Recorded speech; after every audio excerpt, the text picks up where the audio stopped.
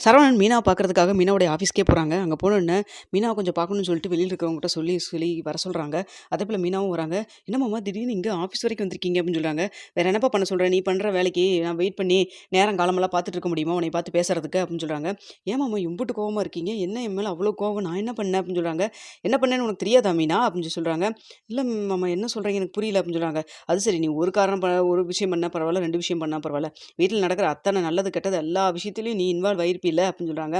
மாமா நீங்க எதையோ மனசுல வச்சுக்கிட்டு என்னைய கஷ்டப்படுத்துற மாரி பேசுறீங்க மட்டும் எனக்கு நல்லா தெரியுது. என்னங்கிற விஷயத்த சொல்லுங்க மாமா அப்படின்னு சொல்லிட்டு இருக்காங்க. வேற என்னத்த நான் சொல்றதுக்கு இருக்குது? எல்லாம் என் தலையெழுத்து. ஒருத்தி ஏற்கனவே வந்து நம்ப வச்சு கழுத்த அறுத்துட்டு போயிட்டா. நீ அவளுக்கு போய் சப்போர்ட் பண்ணிட்டு இருக்கிற அப்படின்னு சொல்றாங்க. என்ன மாமா சொல்றீங்க? எனக்கு ஒண்ணும் புரியலையே அப்படின்னு சொல்றாங்க. இங்க பாரு மீனா, நீ எதுக்கு அவளுக்கு வேலையெல்லாம் வாங்கி குடுத்துருக்கிற நீயி? அது மட்டும் இல்லாம அன்னைக்கு ஒரு நாள் வந்துட்டு வீட்ல எல்லாம் தங்க வச்சிருப்பியாட்ருக்குது. இந்த விஷயமெல்லாம் அம்மாவுக்கும், அப்பாவுக்கும் யாருக்குமே தெரியாது போல இருக்கு அப்படின்னு சொல்றாங்க. இல்ல அது வந்து உங்களுக்கு இது யார் சொன்னாங்க? அப்படின்னு சொல்லி கேட்குறாங்க. யார் சொன்னாங்கங்கிறது விஷயம் கிடையாது. உண்மைதானே இதெல்லாம்? அப்படின்னு சொல்லி கேட்குறாங்க. இல்ல மாமா அவங்களுடைய சூழ்நிலை எல்லாத்துக்கும் ஒரு சூழ்நிலை இருக்க தான் செய்யுது. ஏன் இப்ப கூட நான் கூட தான் வந்துட்டு என் வாழ்க்கை இப்படி ஆயிருச்சேன்னு சொல்லி கவலையில தான் இருக்கேன். அதுக்காக அப்படின்னு சொல்லிட்டு இருக்கிறாங்க.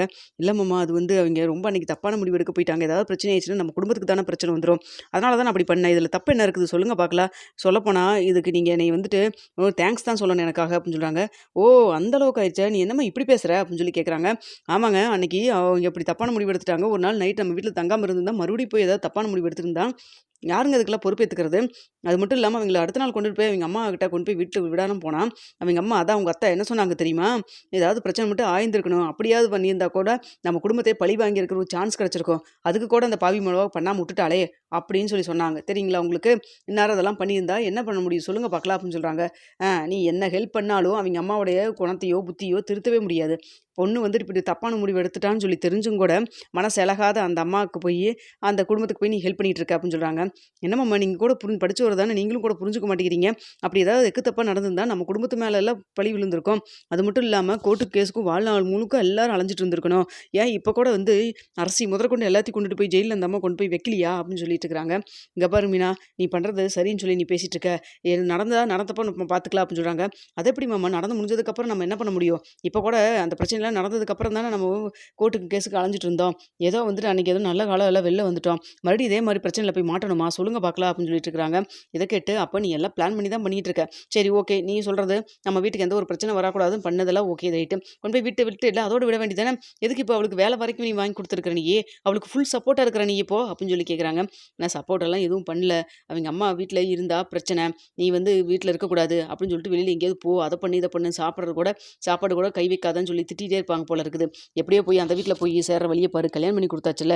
இதுக்கு மேல எங்க கடமை முடிஞ்சுச்சுன்னு சொல்லி ரொம்ப பேசுவாங்க போல இருக்கு. ஆமா, அவ அதெல்லாம் அனுபவிக்க தான் வேணும். நல்லவங்க யாரு, கெட்டவங்க யாருன்னு கூட அந்த மண்டையில மூளையில அவளுக்கு வேலை செய்யாதா? நம்ம வீட்ல இத்தன நாளா இருந்தால்ல, அவங்க அம்மா குணத்தையும், அவங்க அப்பா குணமெல்லாம் தெரியும்ல.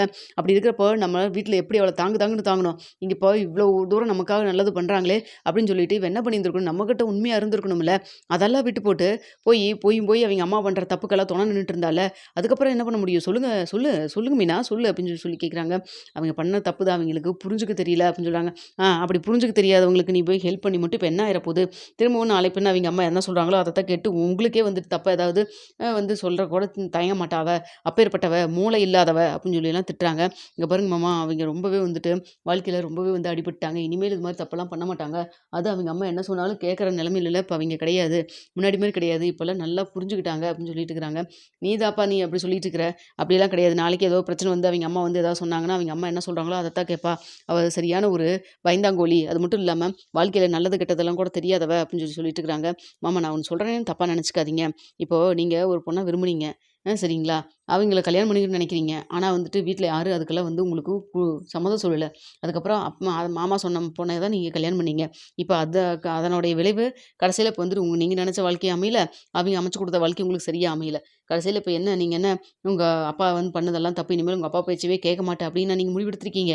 இல்லையே! ஏதோ தெரியாம இப்படி நடந்துருச்சுனால நடந்துட்டு அப்படியே வாழ்க்கைய நடத்திட்டு போயிட்டே இருக்கீங்கல்ல. அதே போல தான் அவங்களும் யாருமே பெத்தவங்க சொல்றதெல்லாம் நல்லதா தான் இருக்கும்னு நம்புவாங்க. அதுக்கப்புறம் கொஞ்ச நாள் கழிச்சு அது நல்லதா சொல்லியிருக்காங்க. சொல்லியிருக்காங்களா, கெட்டத சொல்லியிருக்காங்களான்னு சொல்லிட்டு அந்தந்த வயசு எல்லாம் வரப்போ கொஞ்சம் அனுபவம் வரப்போ தானே தெரிய வருது. அப்படிதான் மயிலாக்காவும் நடந்திருக்கு. அவிங்க வேணும்னே வந்துட்டு அம்மா, அப்பா இப்படி பண்ணியிருக்காங்க. வேணும்னே நம்ம குடும்பத்த வந்து பழி தீர்க்கணும். நம்ம குடும்பத்த வந்துட்டு இப்படி வந்து நம்ப வச்சு கழுத்தறுக்கணும் அப்படின்னு அவிங்க நினைக்கவே இல்லையே! நீங்க ஏன் இவ்வளோ தூரம் வந்துட்டு இது பண்றீங்க? அப்படின்னு சொல்றாங்க. சரியா போச்சு மீனா, நீங்க மொத வந்துட்டு அவளுக்கு ஃபுல்லா சப்போர்ட்டாவா இருக்கணும். நம்ம குடும்பம் எக்கேடு போனாலும் பரவால்ல அப்படின்னு நினைச்சிட்டு இருக்க. இதெல்லாம் புரிஞ்சுக்காம எங்க அம்மா மீனா, மீனான்னு சொல்லிட்டு உங்களைய தலையில தூக்கி வச்சுட்டு பண்ணிக்கிட்டு இருக்கிறாங்க. கரெக்ட்டு தானே அப்படின்னு சொல்லிட்டு இருக்கிறேன். மாமா நீங்க பாட்டுக்கு ஏதோ சொல்லிட்டு இருக்காதீங்க மாமா. தயவுசெய்து விடுங்க மாமா. நடந்து முடிஞ்சிருச்சுல்ல. இப்ப என்ன பண்ணணும்னு நினைக்கிறீங்க சொல்லுங்க. இனிமேல் அவ கூட நீங்க பேச்சுவார்த்தை வச்சுக்கக்கூடாது. மீறி ஏதாவது பண்ணீன்னா, அதுக்கப்புறம் நான் வீட்ல எல்லா விஷயத்தையும் சொல்ல வேண்டியது இருக்கும் அப்படின்னு சொல்லிட்டு இருக்காங்க.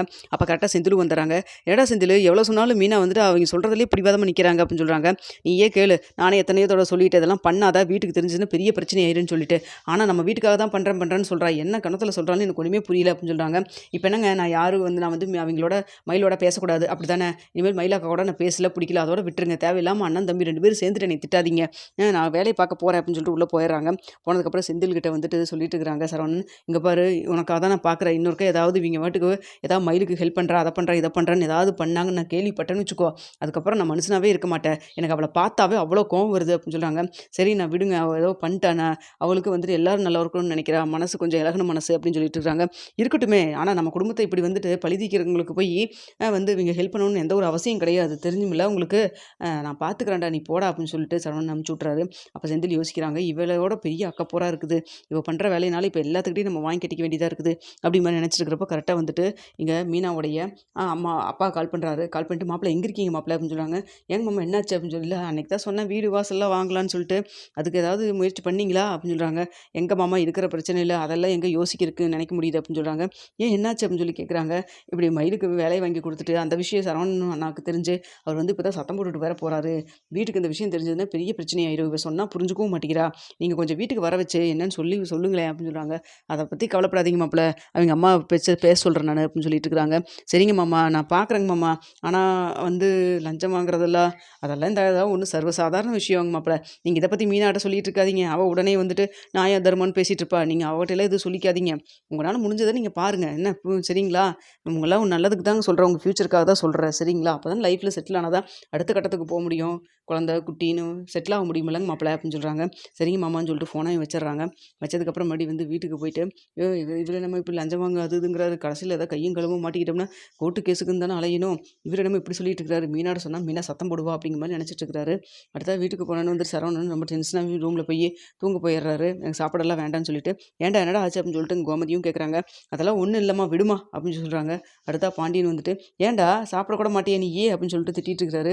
"இல்லப்பா விடுங்கப்பா சாப்பிட்டு மட்டும் இப்ப என்னப்பா ஆகப்போகுது?" அப்படின்னு சொல்றாங்க. "ஏன்டா இப்படி பேசுற?" அப்படின்னு சொல்லி, "இல்லப்பா என்னமோ நெனஞ்ச வாழ்க்கையே அமையல. அமைச்ச வாழ்க்கையே எனக்கு கரெக்ட்டா அமையல. என்ன பண்ண சொல்றீங்க?" அப்படின்னு சொல்லி பேசுறாங்க. "ஏன்டா இப்படி பேசுற?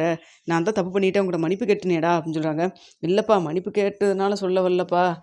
பாருங்க" அப்படின்னு சொல்லிட்டு, "அஞ்சலி சொன்னேன்லப்பா, அவளுக்கு கல்யாண வாழ்க்கை கரெக்ட்டா அமையல. அவளுக்கும் டைவர்ஸ் ஆயிடுச்சு. இப்ப எனக்கு இப்படி தானே ஆகுது. 2 பேத்தோட வாழ்க்கையுமே இப்படி ஆயிடுச்சுல்லப்பா" அப்படின்னு சொல்றாங்க. "என்னடா சொல்ற?" அப்படின்னு சொல்லி கேட்குறாங்க.